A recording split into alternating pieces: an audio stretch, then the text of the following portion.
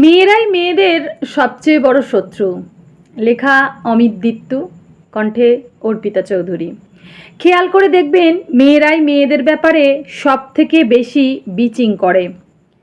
ছোট জামা পরলে, ওড়না না নিলে, সমাজের পরোয়া না করলে, মাসের ওই কটা দিন ঠাকুর ঘরে ঢুকলে, কাজ থেকে রাত করে বাড়ি ফিরলে, কাজে খুব উন্নতি করলে, 10টা ছেলের সাথে একসাথে বন্ধুসুলভভাবে মিশলে, হুটহাট বন্ধুদের সাথে ঘুরতে চলে গেলে, বিয়ে করতে দেরি করলে, বিয়ের উল্টোপাল্টা রীতিরেওয়াজ না মানলে, বিয়ের পর শাঁখা সিঁদুর না পরলে, বাচ্চা নিতে দেরি করলে, ডিভোর্স হলে, তারপর আবার আরও একটা বিয়ে করলে, সংসারের দায়িত্বে জীবনপাত না করে নিজের স্বপ্নের পিছে দৌড়ালে, বেশি বয়সে গাঢ় রঙের জামা পরলে, সাদা চুলে কালো রং করলে, বুড়ো ঠোঁটে লিপস্টিকের শেড ছোঁয়ালে, মেয়েরাই মেয়েদের বিষয়ে সব থেকে বেশি বিচিং করে।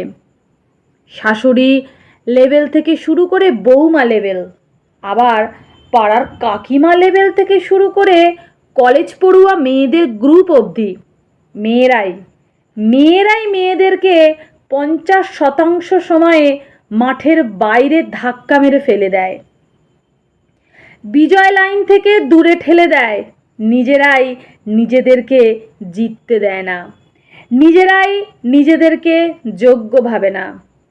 অথচ মেয়েরাই কিন্তু মেয়েদের ভালো বন্ধু হতে অথচ মেয়েরাই কিন্তু মেয়েদের ভালো বন্ধু হতে পারত, তাই না?